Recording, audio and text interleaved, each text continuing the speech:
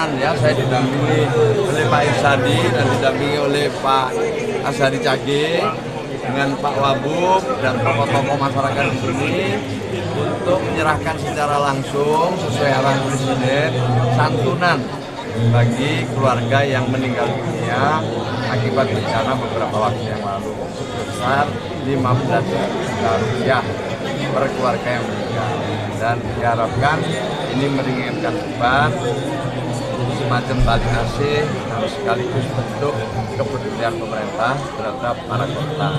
Nanti akan disusul dengan bantuan-bantuan yang lain sehingga nanti keluarga yang terdampak secara bertahap bisa pulih untuk bisa bekerja kembali, bisa bertanam kembali bagi para petani, bisa mencari ikan kembali buat para nelayan, dan juga tentu bisa beraktivitas seperti sedia kala.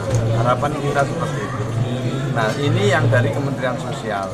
Banyak lagi bantuan-bantuan atau dukungan-dukungan program dari kementerian dan lembaga-lembaga yang lain.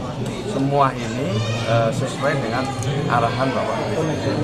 Ya, jadi mudah-mudahan ini menjadi semacam penguat kita semua untuk menanggulangi berbagai hal akibat dampak dari bencana.